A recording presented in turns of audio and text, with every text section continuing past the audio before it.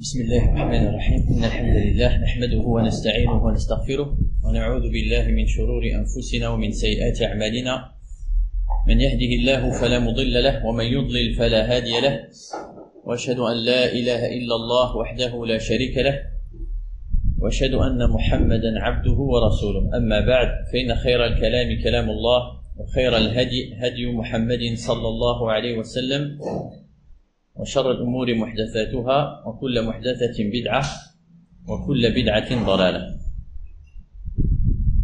Donc les frères, on continue, Inch'Allah, dans l'énumération de ces adorations de la part de Cheikh Mohammed ibn Abdul Wahhab, rahimahullah. Tout ça pourquoi les frères?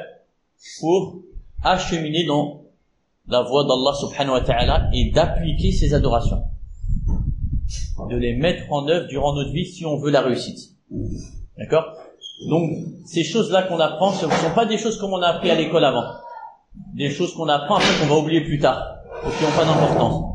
Ça, c'est des choses qu'on a toujours besoin. Et qu'on ne doit pas lâcher. Surtout pour une personne qui se dit musulmane et qui lit le Coran. Parce que le Coran, tout ce qu'on a vu les frères, toutes les adorations, elles sont tirées d'où? Du Coran, de la parole d'Allah et de la parole du prophète, alayhi salatu wassalam. On n'est pas sorti de ça. Surtout dans les cours qu'on fait. C'est que des versets. Là, on a fait comme il a fait le cheikh, on a évoqué que les versets. D'accord? Et en faïda, parce que ça aussi c'est bien dans l'argumentaire aussi, là, on se contente des versets. D'accord? Et l'argumentaire avec les versets, il est plus fort. Surtout avec l'apparition de qui? Des coranistes. D'accord? Comme vous savez, cette faction, cette secte, elle prend beaucoup d'ampleur. D'accord? Elle prend beaucoup d'ampleur, il y a beaucoup de gens maintenant qui commencent à rejeter les hadiths du prophète alayhi salatu wassalam.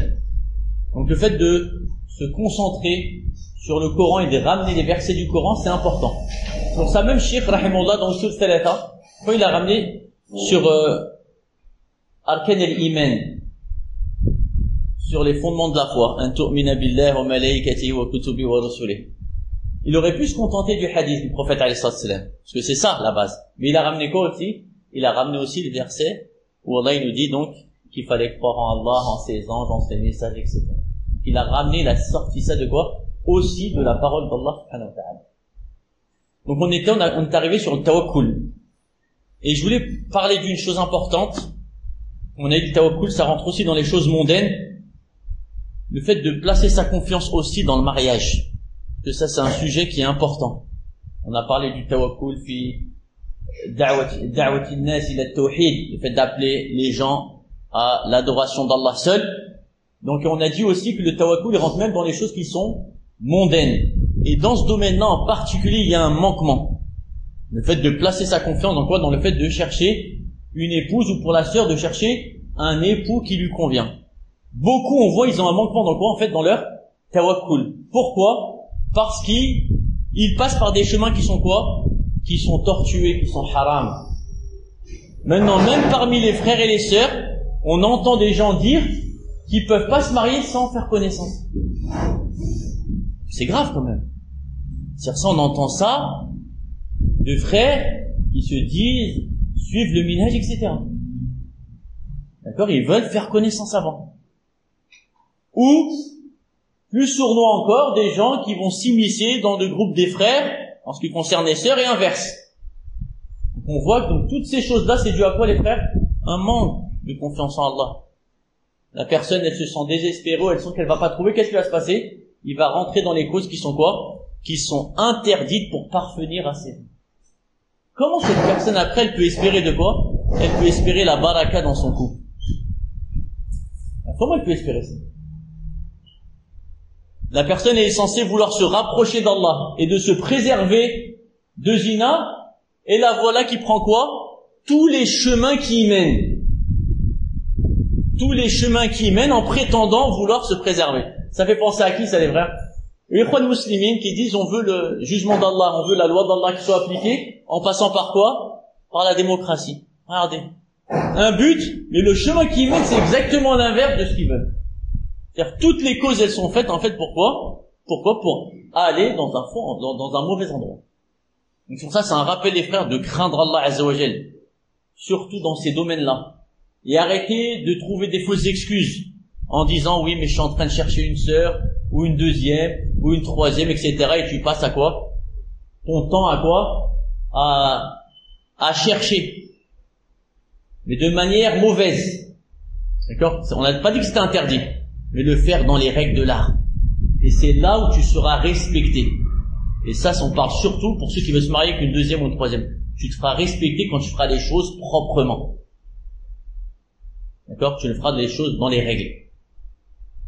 C'est pas parce que tu as commencé à parler avec elle et que tu as commencé à t'attacher à elle, après qu'est-ce qui va se passer? Donc l'attachement interdit, et ça on va y parler aujourd'hui dans l'adoration de Mahabba, et ce qui va mener à quoi? À détruire ton foyer, et à détruire aussi ta religion.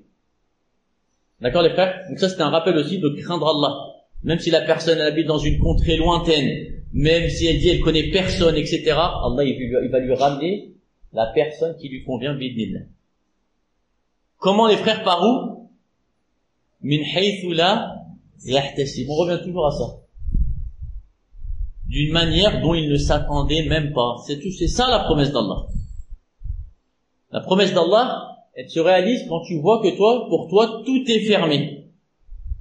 C'est ça en fait. La promesse d'Allah, c'est quand tu vas la concrétiser, c'est quand pour toi, toutes les causes que tu peux faire, elles sont quoi? Elles peuvent pas t'amener au but escompté, selon toi. Mais Allah, s'il t'a promis cette chose, il va te la donner de là où tu t'y attends pas. Voilà, si la personne, elle veut travailler sa foi, et si elle veut savoir si sa foi, elle est solide, et ne pas s'attacher seulement aux causes, pire que ça, de faire des causes qui sont pas légiférées en plus. Alors là, on parle même pas de gens qui sont attachés aux causes. Là, on parle de gens qui font des causes qui ne sont pas légiférées. D'accord? Et qui sont une porte ouverte à quoi? À faire le haram. D'accord les frères? Ensuite, l'adoration de l'inaba. On avait commencé à lire le verset dessus, qui est un verset magnifique sur la Zumar 39 verset, et on avait commencé à le lire à partir du verset 11. Parce qu'on va voir qu'il est relié toujours au tawhid. Le contexte est sur quoi? L'adoration d'Allah seul. Donc Allah il dit, ordonnant son prophète, قُلْ إِنِّي أُمِرْتُ أَنْ أَعْبُدَ اللَّهَ مُخْلِصًا لَهُ الدِّينَ وَأُمِرْتُ لِأَنْ أَكُونَ أَوَّلَ الْمُسْلِمِينَ. Dit, il m'a été ordonné d'adorer Allah en lui vouant exclusivement le culte. Ça c'est la da'wah de tous les prophètes. Et il m'a été ordonné d'être le premier des musulmans. Dit, je crains si je désobéis à mon Seigneur le châtiment d'un jour terrible. Dit, c'est Allah que j'adore et lui voue exclusivement mon culte. Adorez donc en dehors de lui qui vous voudrez. Dit, les perdants sont ceux qui au jour de la résurrection ont recausé la perte de leurs propres âmes et celle de leur famille. C'est bien cela la perte évidente. Et la preuve du verset que le cheikh il a évoqué, c'est ce qu'il dit ici Allah. وَالَّذِينَ اجْتَنَبُوا الطَّاغُوتَ أَن يَعْبُدُوهَا وَأَنَابُوا إِلَى اللَّهِ لَهُمُ الْبُشْرَى. Et à ceux qui s'écartent des taroutes, de tout ce qui est adoré en dehors d'Allah. Parce que ça, c'est un appel à quoi? À la conversion.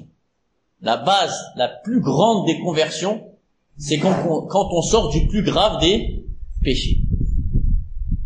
D'accord? Donc l'inaba, elle sera grandiose et la récompense, elle sera énorme quand tu vas délécher des choses qui sont quoi? En fonction de leur gravité. Plus la chose à laquelle tu vas revenir, elle sera grave, plus ta récompense, elle sera énorme. Mais plus les conséquences aussi dans ta vie, elles vont être grandes. Ça va te perdre. Quand quelqu'un, il sort du coufre pour venir dans l'islam, par exemple, qu'est-ce qui va se passer? C'est un œuvre grandiose ou pas, les frères? C'est une œuvre énorme.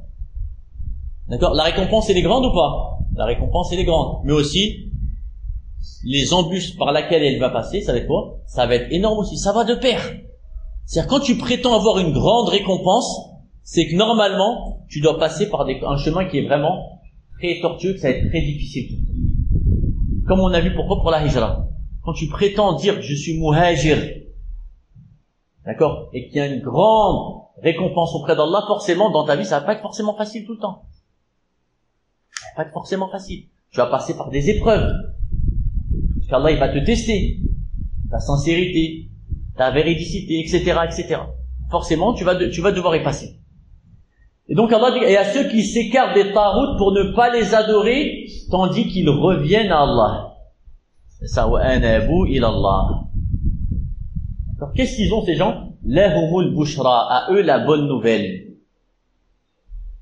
Et les frères, si une personne elle hésite à délaisser ce qu'Allah il a interdit, d'accord, à cause d'une promesse que quiconque te fait, faut te penser à quoi? À la promesse d'Allah, qu'il n'y aura pas plus grande récompense que ce qu'Allah t'a promis. Car si quelqu'un cherche vraiment la bonne nouvelle, il cherche la plus grande des récompenses, et auprès de qui, les frères? Et auprès d'Allah Azza wa Jal. C'est à toi de faire de peser ce que tu recherches. Si quelqu'un recherche Allah, et le jour dernier, il va quoi? Prendre le chemin de la religion. Et si quelqu'un il cherche quoi? Les bienfaits de la vie mondaine, qu'est-ce qu'il va faire? Il va se planter, il va prendre quoi? La mauvaise récompense. Une récompense qui sera quoi? Futile. D'accord? Mata' dunya. Qui font partie de la vie d'ici-bas. Faire juste des pièces de la vie d'ici-bas. Et pire que ça, même si quelqu'un il promet la terre entière, et ce qu'elle contient, ce n'est rien par rapport à quoi? À ce qu'Allah il t'a promis. Pire que ça, même si tu possèdes ces choses-là, qu'est-ce qui va se passer Yawm al-Qiyamah? Pour vouloir se racheter, qu'est-ce qu'il va vouloir faire? Hein les frères, celui qui possède la dunya, Yawm al-Qiyamah il arrive, qu'est-ce qu'il va vouloir faire? Hein? Dis-moi. La donner en échange, bien sûr. لو أن له ما في الأرض جميعا ومثله معه ليفتدوا به من عذاب يوم القيامة ما تقبل منهم. S'ils donnent ce qu'ils ont et la terre est pareille encore, Allah il l'acceptera pas d'eux. Ça vaut rien. Ça vaut rien dans la balance. Ce qu'ils proposent là, c'est rien. En fait, en réalité, ils avaient rien. Et c'est ce qu'il y avait auprès d'Allah qui était meilleur et quoi? Et plus durable. C'est des versets qu'on connaît, les frères, qu'on connaît par cœur, mais malheureusement, dans l'application, on voit qu'on quoi? On est loin. Donc, et ceux qui s'écartent des taroutes pour ne pas les adorer, tandis qu'ils reviennent à Allah, à eux la bonne nouvelle, annonce la bonne nouvelle à mes serviteurs. Celui qui croit en la parole d'Allah, et qui croit en sa promesse, voilà ce qu'Allah nous dit. Voilà, c'est ça le test. C'est ça les vrais tests. Allah nous a promis des choses. Il nous a dit ceux qui appliquent telle et telle chose, ils auront telle ou telle récompense. Maintenant, on verra dans ta vie, qu'est-ce que tu appliques dans ta vie de tous les jours. Est-ce que tu appliques ce qu'Allah il a voulu, ou ce que tes passions te dictent? D'accord? Et en plus de ça, tu essaies de ruser avec quoi? Avec les ordres d'Allah Azza wa Jal. Comme ils ont fait parmi les communautés qui nous ont précédés, les Juifs qui ont essayé de ruser, pourquoi? Pour soi-disant se faciliter les tâches. À travers la ruse, le mensonge, etc., etc. Donc maintenant, on a les choses en face devant nous. Et comme on a dit, plus tu reviens de loin, plus ça va être dur pour toi. Les sorciers, au temps de Moussa alayhi salam. Parce que ça, c'est une nasiha aussi aux shayatin. Ils font du mal aux croyants. Donc forcément, qu'est-ce qui va se passer? Quand ils vont vouloir sortir, qu'est-ce qui va se passer? Ils vont se faire menacer ou pas? Ils vont se faire menacer par leur chef. Ils ont profité. Certains, ils vont dire qu'on a été menacé. On est menacé de quoi? On est menacé de mort. Mais s'ils font une vraie tauba, il est où le pire châtiment, les frères? Qu'ils se fassent tuer ici-bas, ou bien qu'ils soient châtiés éternellement dans l'au-delà? Le choix, il est vite vu. Le choix, il est facile ou pas? Il est pas facile, mais il est vite vu. Donc c'est ce qu'il nous reste à faire. Et c'est ce qu'ils ont eu les sorciers. Les sorciers, en se convertissant, d'accord, parce que là, ils étaient à côté de Pharaon. Pharaon, il leur a promis une grande récompense, qu'ils soient parmi les rapprochés. Avant, on comprenait pas peut-être c'est quoi les rapprochés. C'est la ma'rifa de nos jours, là. Ça y est, je connais le maire, je connais le wali, je connais ça, je connais ça. Ça, tu sais, si tu feras rapprocher, c'est-à-dire tu vas, dès qu'il y aura un truc à faire, c'est ça, en fait. Tu seras certes parmi les rapprochés. Mais quand ils ont vu la vérité, ils ont vu que ce qu'il a fait Moussa, c'est pas de la sorcellerie. C'était leur domaine. Eux, ils savent ce qu'ils ont fait. Ça, c'était pas de la sorcellerie. Ça peut venir que de qui? Que d'Allah Azza wa Jalla. Ils ont fait quoi? Ils se sont prosternés. Azim, décision, ça est clair et net. Pharaon, de quoi il les a menacés? Tout de suite après, il les a menacés de quoi? La mort, dire. Là, je te coupe les. لَوْقَطِّعَنَّ أَيْدِيَكُمْ وَأَرْجُلَكُمْ مِنْ خِلَافٍ وَلَأُصَلِّبَنَّكُمْ فِي جُذُوعِ النَّخْلِ. Et en plus, je vais vous crucifier. Je vous coupe les mains et les jambes opposées et vous crucifierez. C'était quoi leur réponse? Parce que ça, la foi, elle est rentrée dans leur cœur. D'accord? La dair. Pas de mal. Imagine ça, pas de mal, c'est pas grave. Inna ila rabbina munqalibun. On reviendra avec Allah. On reviendra à Allah. Si on meurt, et le retour il est à qui? Il est auprès d'Allah Azza wa Jalla. Dans un autre verset, ils disent quoi? Innama taqdi hadhihi al-hayat ad-dunya. Toi, ton jugement ou ta force, elle est quoi? Que pour la vie d'ici-bas. D'accord? C'est ça. Regarde, tu le remets à sa place. Toi, ton jugement, ce que tu peux faire, c'est avec la permission d'Allah, et c'est quoi? Ça concerne que l'ici-bas. Et après de dire quoi? Inna amanna bi rabbina liyaghfira lana khatayana wa ma akrahtana alayhi min as-sihr wallahu khayrun wa abqa. On a cru en notre Seigneur afin qu'il nous pardonne nos péchés. Et il nous pardonne le fait qu'il nous ait forcé à faire le sihr. Wa ma akrahtana alayhi min as-sihr wallahu khayrun wa abqa. Ça, et la foi, elle est rentrée. Et ce qu'il y a auprès d'Allah, c'est mieux et plus durable. D'accord les frères? Donc forcément, quand tu vas rentrer, tu vas suivre le chemin des prophètes alayhi salatu wassalam, tu vas passer par des épreuves. D'accord? Et comme on a dit, plus la récompense est grande, plus les épreuves elles seront grandes. Donc c'est ça. Les gens ils croient qu'on va les laisser dire amanna, nous croyons, et alors qu'ils ne sont pas éprouvés. C'est-à-dire dans ton chemin de la foi, t'as cru à Asdin, t'as cru à l'appel au tawhid, t'as cru en tout ça, il faut prendre le chemin maintenant des prophètes. Il faut que que te touche ce qui a touché quoi? Les prophètes avant toi, alayhi salatu wassalam. Chacun selon son degré. D'accord? Tu t'es converti, il y a beaucoup de convertis. Un conseil à mes frères d'être quand même le plus attentionné avec eux. Les convertis, les frères. Parce qu'ils reviennent de loin. Et on conseille aux convertis aussi de pas dépendre forcément des autres aussi. D'accord? Mais à nous, si on est dans notre pays d'origine, de quoi? De les aider au maximum. Parce qu'ils sont étrangers. Eux, ils ont délaissé leur famille. D'accord? Ils les ont laissés derrière. D'accord? Donc, être le plus doux possible, d'accord? Le meilleur possible envers eux. Donc ça, c'est sur le chemin de la conversion. Et ensuite, eux, plus que ça, certains convertis, ils ont fait la hijra. Et vous connaissez quoi, donc les embûches qu'il y a dans la hijra. D'accord, les frères? Eux, ils n'ont pas fait les calculs qu'on a fait quand ils sont convertis. Ils sont convertis après, ils sont fait sortir de chez eux, etc. Et la hijra, pareil. Normalement, dès qu'on a su le jugement de la hijra, c'est ça. Tu sais que la religion est le danger, tu savais ce qu'il te restait à faire. T'as voulu t'éloigner des épreuves de la hijra, dans tous les cas, elles vont te venir. Et la plus grande des épreuves, comme on a dit, c'est quoi? C'est que ton cœur, il est mort. Même si tu vis la belle vie ici. T'es venu avec l'argent que tu veux, tu vas au restaurant que tu veux, tu passes ta vie dans les oisivetés, dans les loisirs. Mais à quoi bon? Si tu vois que ton cœur, il est mort.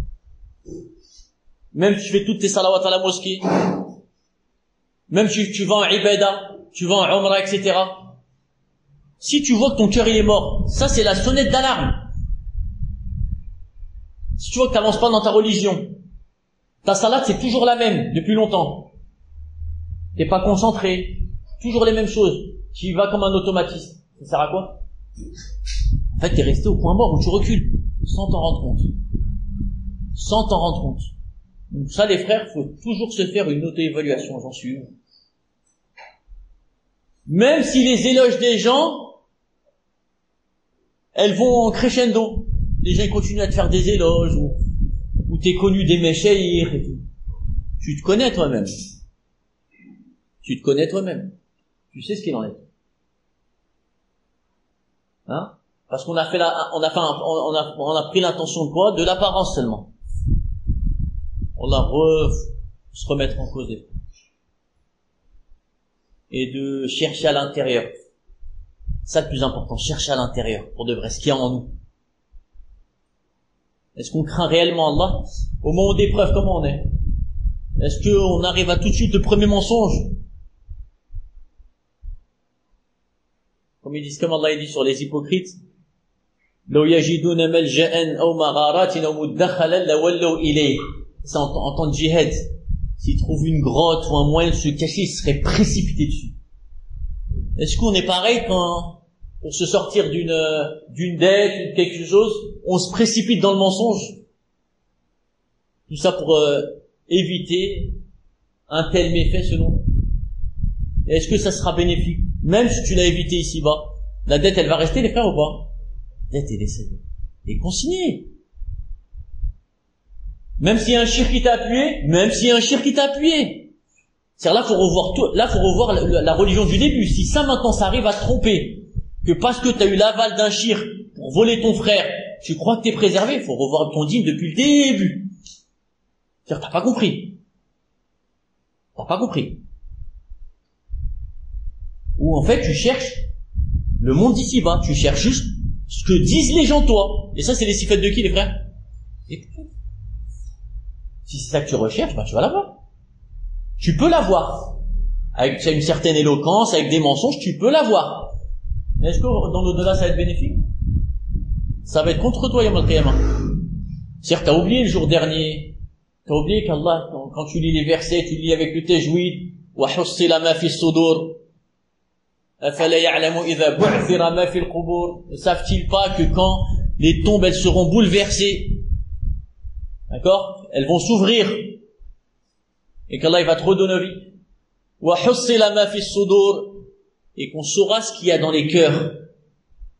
Inna rabbahum bihim yawma'idhin la khabir. Allah, il est reconnaisseur d'eux. Vous verrez, les frères, les versets les plus violents sur les hypocrites, c'est la science d'Allah Azza wa Jalla. C'est de ça qu'Allah, il les menace. Ne savent-ils pas, quand les versets commencent par ça, c'est grave. Ils disent la plus grande menace dans le Coran, c'est par le savoir d'Allah. Ne savent-ils pas qu'Allah sait? Est-ce que tu peux me dire pourquoi? C'est qu'on dit à quelqu'un, même nous, on le fait avec nos enfants. Tu sais qu'il a fait une bêtise, tu lui dis quoi? Tu dis, ah, je sais ce que t'as fait. C'est juste une information comme ça qu'on leur dit, ou c'est comment? Ah, tu sais? Ah, alhamdoulilah, ok, d'accord. Non, c'est-à-dire, je sais ce que t'as fait, et il va en découler quoi? Les punitions adéquates. Quand Allah, il nous dit, Allah, il sait, c'est-à-dire qu'il va en découler des choses. C'est pas seulement un savoir. Non, c'est une science, et il va te punir avec. Il va te rétribuer selon ce que tu as fait, Yom al-Qiyamah. D'accord, les frères? Donc ça, c'est sur l'inaba. Le deuxième verset qui est venu sur l'inaba, sur le retour à Allah.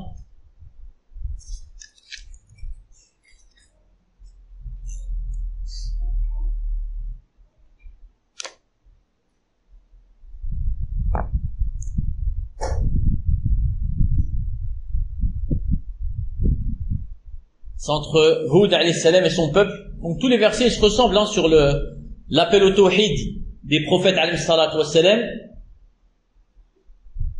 Ils dirent ô Shu'aib, est-ce que ta prière te demande de nous faire abandonner ce qu'adoraient nos ancêtres ou de ne plus faire de nos biens ce que nous voulons?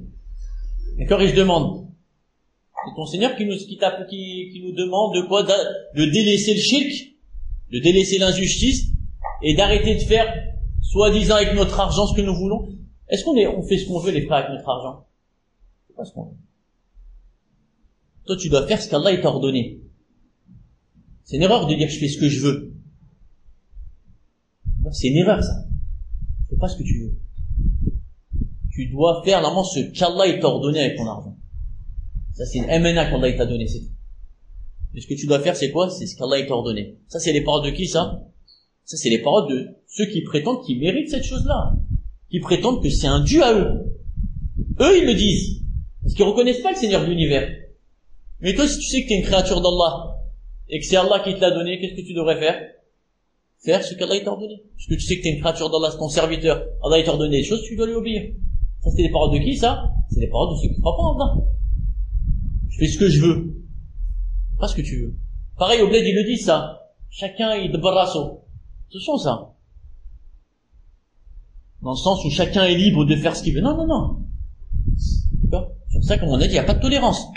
Ça veut pas dire qu'on va faire les hudud. On va appliquer les peines. Mais ça, c'est pas des paroles à dire, ça. De toute façon, celui qui veut la mosquée, il est là. Et celui qui veut les cabarets, il est là. En islam, c'est pas ça. En islam, il n'y a pas de cabaret, il n'y a que la mosquée. D'accord? En islam, c'est comme ça. tous les endroits de shar, de shirk de base, d'accord, tous les endroits de shirk et de ma'asi, elles ne devraient pas exister. Ça, on va dire ce qu'espère le musulman de son état. Que les choses où il y a du zulm, elles disparaissent. Mais dire des phrases telles que chacun est libre de faire ce qu'il fait, non. C'est juste que chacun prendra la responsabilité de ce qui se passe. Toi, ce que tu dois faire, tunkir ma stata'at. Man ra'a minkum munkaran falyughayyirhu biyadihi fa in lam yastati' fa bilisanihi fa in lam yastati' fa biqalbihi wa dhalika ad'afu al-iman. Toi, tu fais en fonction de ce que comme tu peux faire. Toi, t'as la force vis-à-vis de qui? De ton foyer, de chez toi. Chez toi. Tu peux faire les règles. D'accord? Chez toi. Avec ta femme et tes enfants. D'accord? En ce qui concerne ce qu'il y a dehors, qu'est-ce qui se passe? Avec les lycéens. Conseillant les gens. D'accord? En conseillant les gens. Si tu peux conseiller le gouverneur, tu le conseilles aussi. Ça coûte rien de quoi d'envoyer une lettre. D'accord? Ou si t'as une ma'rifa, par exemple, de le conseiller. Baina wa baina Allah. Tu crois pas? Tu conseilles. C'est le devoir du musulman. Alors chacun il fait ce qu'il peut. Et l'yed, et les khasaki, ces umur-là, de taghir et le munkar, fi le mujtama'at, ça revient au gouverneur. Ça revient au gouverneur. C'est lui qui sera le responsable. C'est lui qui sera le responsable. C'est lui qui va prendre sur lui. D'accord? C'est pour ça, les frères, la place la plus importante à vouloir délaisser au maximum, c'est quoi, les frères? C'est la place de gouverneur. C'est une place que, wallah, un musulman, c'est la dernière chose qu'on lui proposerait, qu'il accepterait, c'est celle-ci. Parce que la responsabilité de tout l'État, elle revient à lui. Imaginez, les frères. Tout ce qu'il y a sur son territoire, c'est lui le responsable. S'il choisit mal les gens, s'il y a des choses qui sont interdites qui se passent, c'est tout sur lui. Vous imaginez, les frères, la quantité qu'ils vont devoir supporter Yom al-Qiyamah. Toutes les plaintes que le peuple a à faire. Non, nous on s'en sort pas avec des fois juste un ou deux frères à qui on a fait du zulm. Là c'est possible qu'on s'en sorte pas. Imaginez-vous quand il y a des milliers de personnes. qu'Allah nous en préserve. Et les waffaq, voilà les frères, les waffaq à revenir à l'islam d'un bon retour.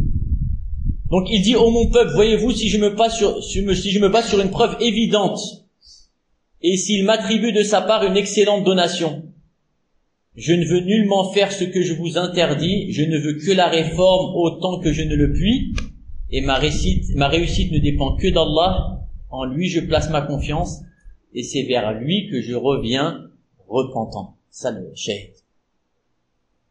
Et en lui je reviens repentant. Parce qu'eux ils sont sortis de quoi? Du shirk. Toujours c'est ça. Les croyants sont sortis de ça. Les prophètes quand ils sont venus, leur peuple ils étaient quoi? Ils étaient dans quoi? Ils étaient dans le shirk. Ils étaient dans le shirk. Et c'est à lui qu'ils reviennent. C'est Allah Azza wa Jalla. Tu délaisses le shirk et tu reviens à quoi? Tu reviens au tawhid. Et pareil pour tous les péchés qui sont loin. Le retour à Allah. C'est pour ça les frères quand on parle de tauba, la conversion c'est une tauba, et la hijra aussi c'est une tauba les frères ou pas? La hijra aussi elle a le statut de quoi? D'effacer ce qu'il y a avant. Pourquoi les frères? Parce que c'est une tauba. C'est comme si c'est-à-dire que tu délaisses. Tu sais, c'est fort et c'est marquant comme moment de ta vie. Quand la hijra elle est vraie. C'est tout est effacé. Mais attention. Ça aussi c'est important. Tout est effacé, sauf les dettes que tu as avec les gens, même si c'est des mécréants. Bien faire attention. Les dettes, ça bouge pas. Tu as volé des gens, tu dois de l'argent à des gens, etc. Ça reste, c'est un droit à eux, qui peuvent demander Yom al-Qiyamah. Celui qui a été prouvé par ça, les frères, qu'il fasse tout pour s'en défaire, à travers des lettres, des courriers, etc., etc. Débrouille. Parce que c'est du zulm. Et zulm, zulumat yawm al-qiyamah. Donc ça, c'est des choses aussi, il faut pouvoir se défaire. C'est-à-dire, c'est pas quand tu fais la hijra, que ce qu'il y a entre toi et les gens, ça part. Non. Les dettes, elles doivent être réglées. D'accord? Et même en terre d'islam, Inch'Allah, Allah, il pourra te donner, etc. Tu places ta confiance en Allah. Si tu es sincère dans le fait de rendre l'argent aux ayants droit, Allah il va te faciliter. Comme Allah il l'a promis. C'est ça la promesse. Même si c'est des grosses sommes. Toi tu dis c'est impossible que je rende, Allah il va te donner ou pas? Il va te donner min haythu la tahtasib. Là où tu t'y attends. Là on n'a jamais entendu autant d'argent qu'au bled. En France on n'entendait pas. Moi je vous dis un truc personnel. Là des fois tu te dis, ces sommes-là, j'ai jamais entendu ça. On les a jamais touchées. Et au bled, ça devient quelque chose de limite de banal. Donc le risque va devenir juste avoir la niya sincère de rendre. D'accord? Parce que ça, c'est une promesse d'Allah. Celui qui a la niya sincère de rendre, Allah, il lui fera rendre. D'accord? Ça, c'est une promesse. C'est pas, t'es négligent. Ouais, Inch'Allah, après la personne, elle va faire des umrah, elle va faire si elle a des dettes, et tu vois elle continue à avoir son train de vie normal. Non. C'est quelqu'un, c'est les mutala'ib. C'est-à-dire, il s'amuse avec le droit des gens. Faut craindre Allah. T'as des dettes, tu descends dans ton train de vie. D'accord? Tes plaisirs, tu les descends. Tu dois lui rendre. C'est là maintenant. Le frère, c'est possible que tu l'as mis en difficulté. Ça te fait rien. Et ça, on l'entend chez les frères, malheureusement. Des frères qui doivent des grosses sommes, et tu le vois, leur train de vie n'a pas changé. Continue à se faire plaisir, tu l'entends, il est là, il est là, il est là. Donc ça, c'est quoi, ça? On n'a pas connaître l'importance de quoi? Du droit des gens, et que Yom al-Qiyamah, il devra en rendre compte. L'adoration d'après les frères, al-Mahabba. Al-Mahabba, les frères, cette adoration, elle est terrible, les frères. Mahabba. L'amour d'Allah. Si on comprend ce qu'elle doit impliquer dans la vie de tous les jours, les frères, malheureusement, les exemples concrets, c'est ce qu'on a vécu dans des amours non légiférés, pour être clair et net. Ce qu'on a vécu dans des amours non légiférés. Quand on aime quelque chose, et en particulier les choses non légiférées, que ce soit une femme dans le haram, que ce soit de l'argent, que ce soit le foot, que ce soit n'importe quelle passion que tu peux avoir. Parce que là, je donne des exemples, même si j'ai pas donné des exemples qui te concernent, il doit en avoir un. On a tous des attaches. Je me rappelle, c'était une khutbah au Yémen. Au Yémen, j'aurais expliqué sur le mahabba, pareil. Au début, j'aurais fait l'amour de... C'était quoi? L'amour des choses mondaines, d'ordinateur, des jeux vidéo, etc. Là, ça, c'était la première khutbah. Deuxième khutbah, je leur dis, c'est possible qu'il y a des gens qui se sentaient pas concernés, là, la première khutbah. Et après, la deuxième, tu leur mets parce qu'ils sont éprouvés parfois par le khat. Tu sais, c'est une drogue qui mâche. Toute la communauté, là, c'est la majorité. Je leur disais, quand on parlait d'amour des jeux vidéo et tout, on peut croire les gens fous. Ça, quand tu vois des gens qui sont obsédés par des choses, tu les vois, ils sont malades, ces gens. C'est ça qui nous vient ou pas? Ils mangent pas, c'est-à-dire quand ils sont dans leur jeu, là, ni tu leur parles, etc. Ils mangent pas, ils dorment pas. Je sais pas si ça vous parle, ça, les frères de certains, peut-être vous connaissez et tout. Je suis totalement malade. Pareil quand quelqu'un, il est éprouvé par une femme. Qu'est-ce qu'il a, frère? Oh, t'as quoi? Il est là, et ça y est, il est... Tu sais, quand t'es pas touché, tu... On va ici. Allah nous en préserve. Tu vois l'effet que ça fait, là, le regard extérieur que ça fait? C'est-à-dire, tu vas accepter quoi, le DNA, que même les gens, ils te considèrent plus. C'est ça. C'est ça qui est terrible. Tu vas te rabaisser, pourquoi? Pour une chose éphémère. D'accord? Pour une chose qui est éphémère. Pour l'amour de quelqu'un ou d'une chose, etc. Tu vas devenir comme t'es critiquable. D'accord? Critiquable. Et donc, ce qu'on a vécu dans ces choses-là, ce que les gens sont capables de faire là, quand ils aiment quelque chose, ils mangent pas, ils boivent pas, ils pensent qu'à ça. Le seul soulagement qu'ils ont, c'est quand ils sont dans leur truc. Sinon, ils sont pas contents, ils sont pas tranquilles. Avant de regarder un match, par exemple, ou un combat de MMA, on essaye, voilà, j'essaie de viser chacun, là. C'est ça, nouvelle. 2h du matin, 3h du matin. Pas d'enregistrement qui tienne. Faut savoir le premier. Direct. C'est ça les frères ou pas? Là, malheureusement. C'est ce que tu es capable de faire? Est-ce que tu as besoin de réveil? On devait regarder un match à 2h du matin avec le décalage horaire. Wallah, les frères, on se réveille avant le réveil. C'est vrai ça, les frères, ou pas? Tu mets le réveil, les réveils, en fait, c'est au cas où ça se passe. Le réveil, c'est au cas où, mais tu te réveilles avant le réveil. Parce que c'est là. Ça, c'est dans ta tête. Tu veux pas le rater. Donc forcément, qu'est-ce qui va se passer? Automatiquement, tu vas... C'est ça, l'effet de l'amour sur la personne. Et ça, les frères, ça a des méfaits terribles quand c'est sur des choses qui sont interdites. Il y a des gens, quand c'est pour l'amour d'autre qu'Allah, même si autour d'eux, tout est en train de se détruire. C'est la catastrophe. Tant qu'ils ont cette attache avec cette chose-là, ils amenuisent tout. Comme s'il n'y avait rien. Parce qu'ils sont ailleurs. Des choses, elles peuvent mener à une destruction de foyer. D'accord? Des choses graves, ça lui fait ni chaud ni froid. Dans sa tête, c'est amenu. Pourquoi? Parce que l'amour, il est trop fort de cette chose-là.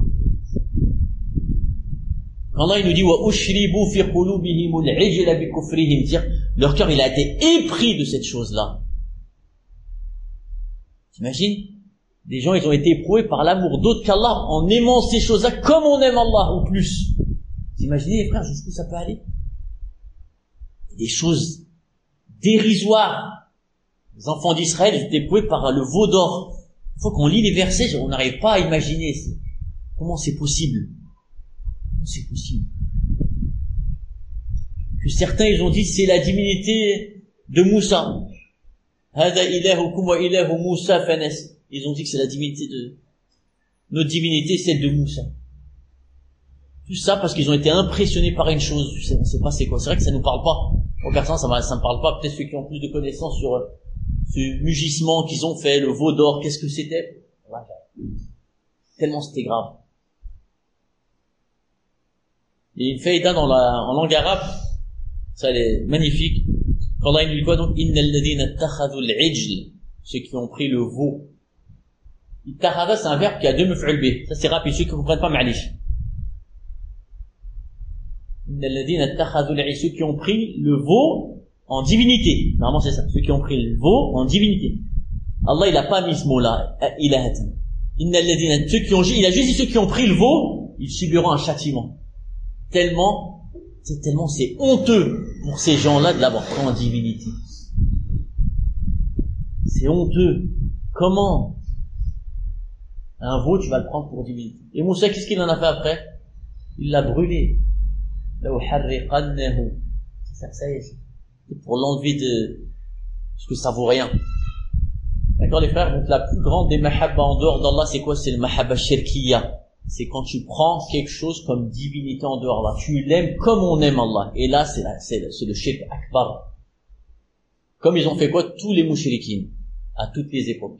Avec quoi que ce soit. Normalement, les frères, quand on aime quelque chose, c'est pourquoi, les frères? Pour les caractéristiques qu'elles ont. C'est Allah qui a les plus beaux noms et les plus beaux attributs. Qu'est-ce que tu vas aller voir ailleurs? Qu'est-ce que tu vas aller adorer autre que lui, subhanahu wa ta'ala? Qu'est-ce que tu vas aller obéir à autre que lui? D'où l'importance de quoi? Toujours les noms et attributs. Ça revient là, les noms et attributs. Si quelqu'un veut rajouter en amour d'Allah, c'est en méditant sur ses noms et ses attributs.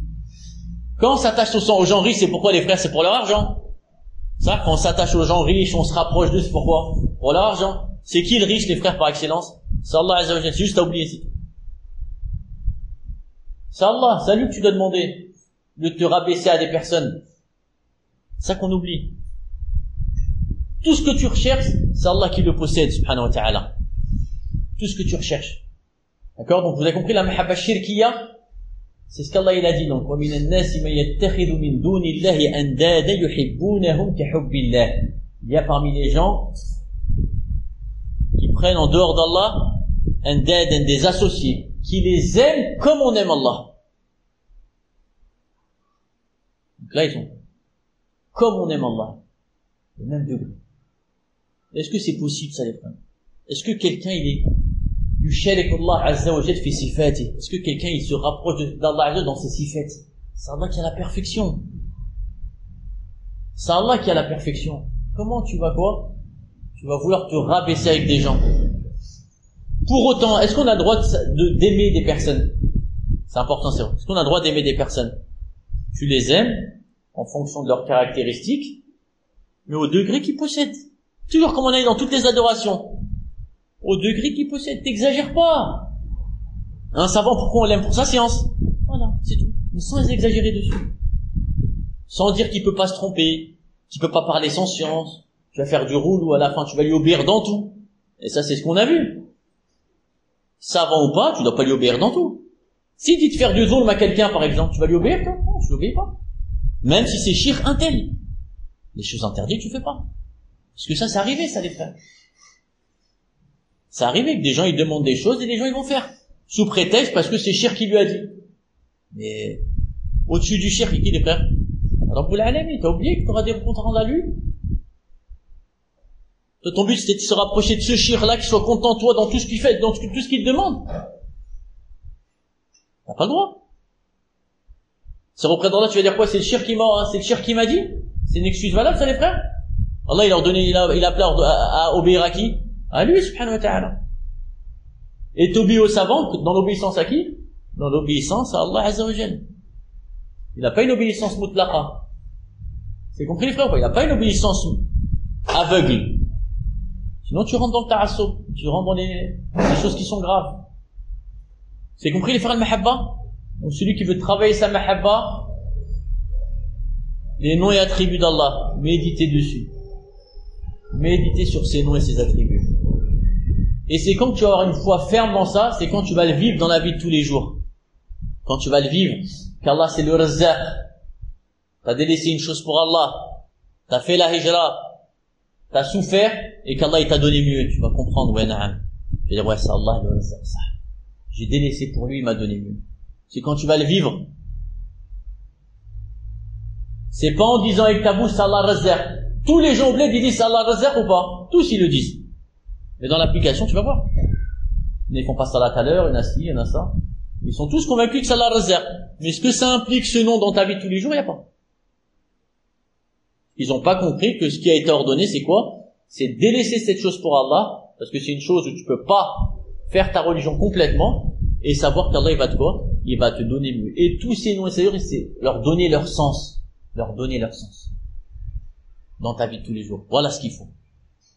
Et le verset important où on sait, si la personne, elle suit, c'est le verset où Allah dit donc, قُلْ إِن كُنْتُمْ تُحِبُّونَ اللَّهَ فَاتَّبِعُونِي. Vous prétendez aimer Allah. L'appel, il est pour tout le monde. Vous prétendez aimer Allah, suivez le prophète. Alayhi salatu wassalam. Suivez le prophète, les frères, toi aussi. Parce qu'on peut se dire, alhamdoulilah, je le suis. Suivez le prophète dans quoi? Dans la vie qu'il a menée. C'est pas parce que t'as mis la barbe et le qamis que ça y est. En France, ça passe. En France, tu peux prétendre, moi je suis le prophète, regarde, j'ai la barbe et le qamis. En fait, c'est rien.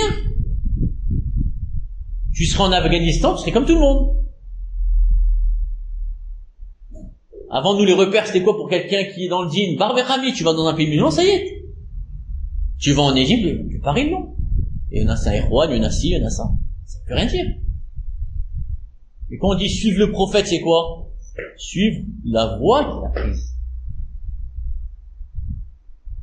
Le prophète, il a fait la hijra ou pas? De la manière qu'il a fait, c'est ça le suivre. Comme il a dit.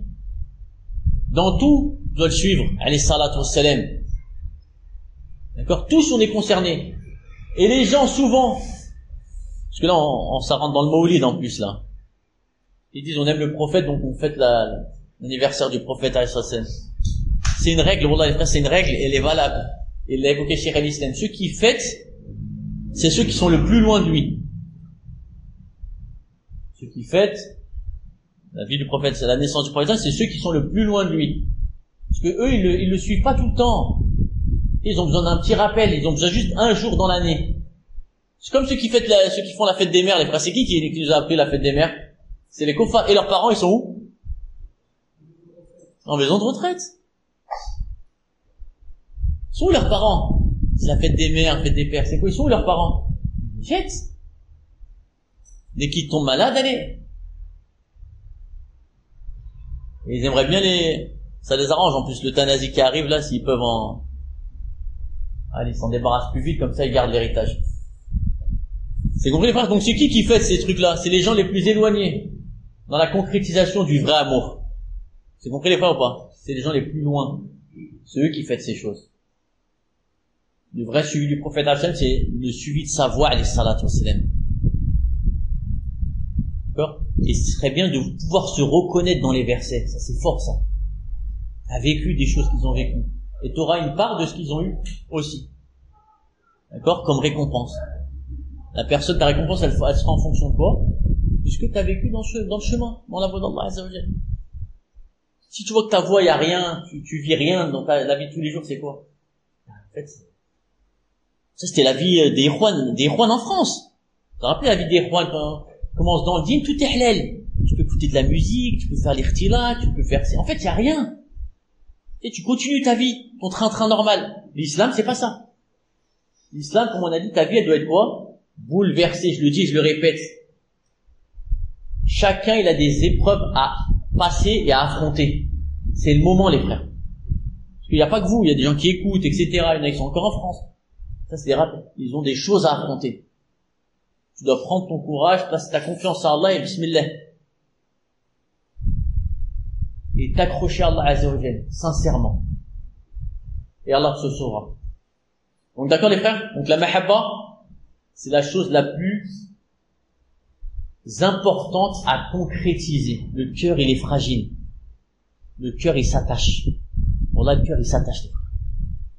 C'est ça pourquoi on dit, mon qalib al-qulub. Le cœur, c'est quoi? C'est le fait d'aimer, il s'attache. Si tu ne maîtrises pas et tu ne mets pas dans l'amour d'Allah, il va s'attacher autre que lui. Comme les enfants, les frères. Les enfants, c'est quoi? Ils ont de la tâche ou pas? Dès qu'ils touchent un truc, quoi que ce soit, même ça, il lâche pas. Parce qu'il n'a pas sa raison. Et toi, ton cœur, fragile qu'il est, faut quoi? Faut l'attacher à Allah. Sinon, l'amour d'autre que lui va prendre le dessus. Il va prendre de plus en plus de place. Plus de temps dans ta vie de tous les jours. Il va prendre beaucoup de ta langue aussi. Parce que, qui dit amour, quand tu aimes quelque chose, on en parle ou pas les frères? Ça aussi. Qui dit amour, c'est que tu vas en parler souvent. Donc ces choses-là, autres que lui, ça va prendre de plus en plus de place dans ta vie jusqu'à quoi? À la fin, l'amour d'Allah, il va diminuer. Et que même si tu vas garder les adorations apparentes, ton cœur, il sera en fait attaché à qui? À autre que lui.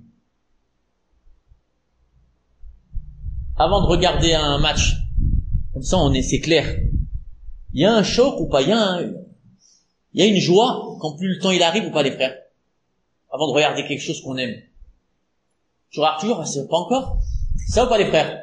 Mahabba, il ramène à ça. C'est quand? Il reste 2 heures. Il reste 1 heure. Vous avez vu ça? On doit le vivre avec la salade, ça, normalement. Ça, c'est ce qu'on devrait avoir avec la salade. Chaque prière. Mais elle, le droit. Mais elle, l'asr. On l'a, ça, les frères? Non.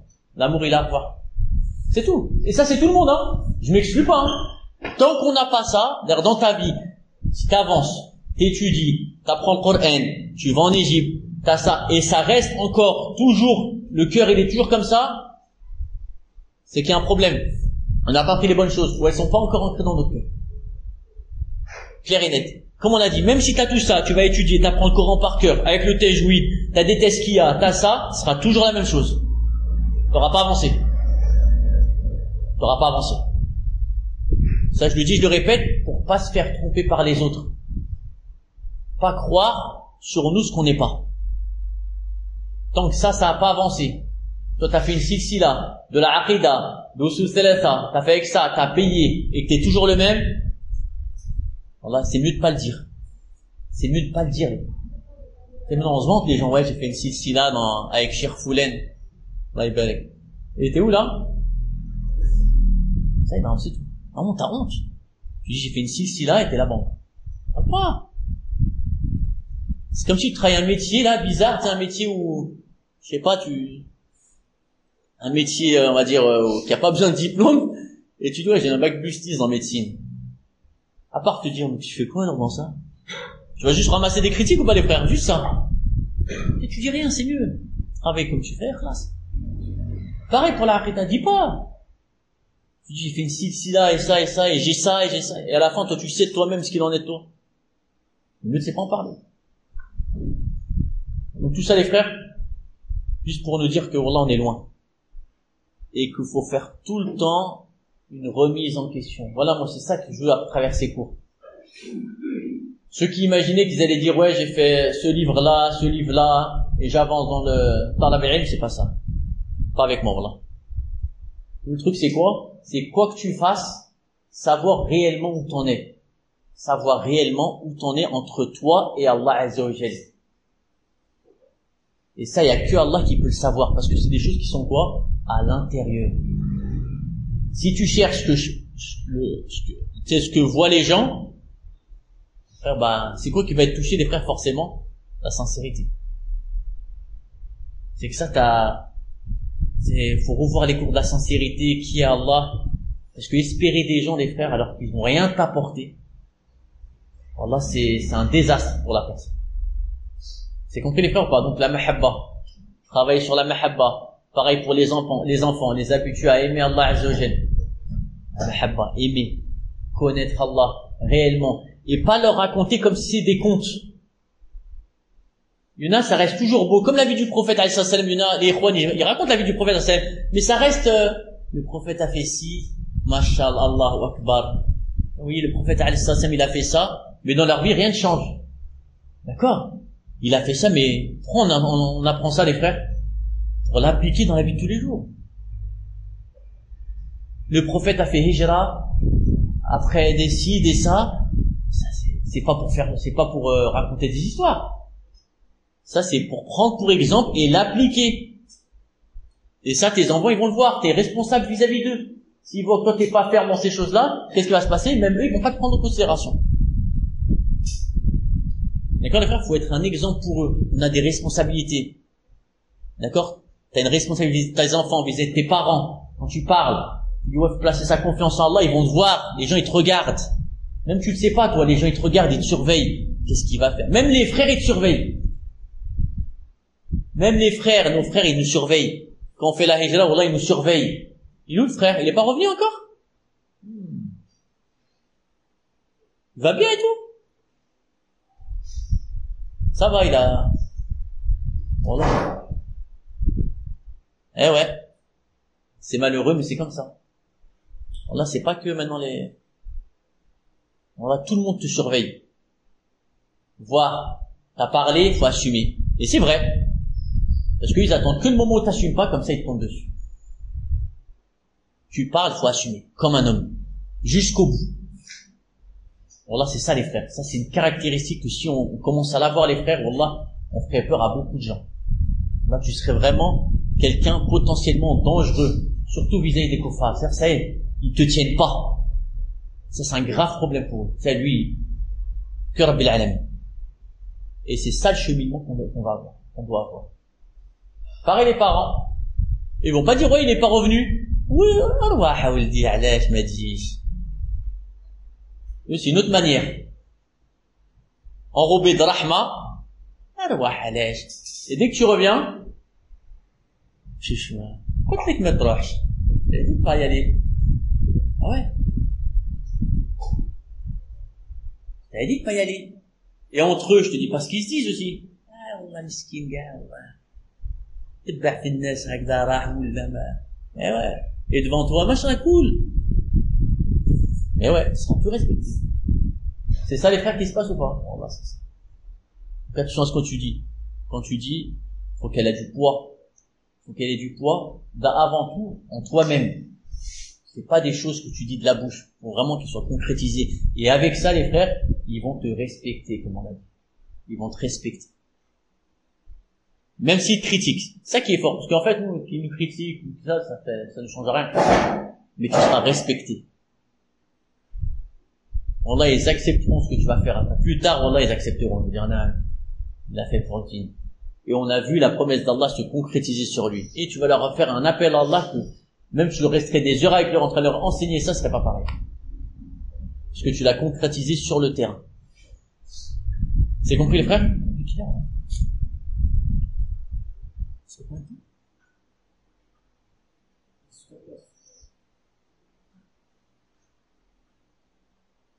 Il reste 4 minutes. On finit l'heure. Donc les frères, faut pas oublier, Inch'Allah. Non, mais c'est... 2 minutes. Non, les frères, faut pas oublier, Wallah. Le chemin, il est compliqué. Wallah, faut serrer la ceinture. Et comme on a dit, tu n'auras pas que des amis. Même les frères avec qui tu as grandi, les frères salafis de ton quartier, Wallah, c'est pas tout le monde qui cherche toi de mieux. Quand tu vas te détacher d'eux, tu vas vouloir appliquer d'une autre manière que eux ils pensent qu'Allah il leur a ordonné, Wallah, certains ils vont t'attaquer. Certains ils vont attendre que ton faux pas. Certains ils vont attendre que ton appel. Certains ils attendent que ça pourquoi? Pour à la fin te critiquer. Et toi, les convictions qui t'animaient au début, c'est pour Allah que tu l'as fait, et que c'est comme ça qu'il fallait faire, en se basant sur les textes, qu'est-ce qui va se passer? Tu vas les remettre en cause chez tout le monde après. Parce que c'est des exemples qu'ils donnent, ceux qui font pas hijab, les frères ou pas? C'est ça qu'ils nous disent. Regarde, lui, il est parti, il est revenu, regarde. Toi, faut que tu restes ferme. Si t'es convaincu, hein. Ça, c'est dans le cas où t'es convaincu, hein. Si tu suis aveuglément, c'est normal que tu fasses de machine arrière, hein. Si t'as suivi comme ça, il faut partir, là, je pars comme ça. Parce que t'es pas, c'est sur rien. Là, t'as suivi la mode. Ouais, viens et tout, il y a des investissements à faire au bled et tout. Ah, ok, ouais. Non. Si tu pars convaincu et déterminé, tu sais pourquoi t'es parti, que la promesse d'Allah est la vérité, tu sais ce qui t'attend, tu fais pas demi-tour. Mais si tu te fais par effet de suivi comme ça des frères et tout, c'est normal que tu fasses. Donc ceux qui disent ouais les gens ils partent ils reviennent, c'est pas des exemples. La promesse d'Allah elle est vérité, elle restera toujours vérité. Si je remets quelque chose en cause, si je sais que celui qui fait la hijra pour Allah, Allah il lui donne mieux, et que cette personne-là s'en est pas sortie, c'est quoi que je remets en cause? C'est la promesse d'Allah ou la personne? Ouais. Jamais je remets en cause la parole d'Allah. Jamais je remets en cause la parole d'Allah. La promesse d'Allah, elle est vérité. Claire et nette. Ça, c'est une conviction. Il y avait un problème autre part. Est-ce que c'est dire que c'est facile, etc.? Non, c'est pas facile, les frères. Mais c'est comme ça. D'accord? Quand on dit les choses, je voulais dire vraiment avec fermeté, si tu veux être respectueux. Et appliquer cette religion. Frère, c'est ce qu'on a besoin, surtout dans cette période de trouble, où les troubles, ils se multiplient. Encore le monde, ça va pas. Allah, faut s'attacher à Allah fermement. Avant que n'arrive quoi? Le Messie déjà, Allah, il est en problème. Encore l'attachement. إلهنا سبحانك وبحمدك أشهد أن لا إله إلا أنت أستغفرك وأتوب إليك. Tu as des questions, les frères? La semaine prochaine, il n'y a pas de cours en tout cas.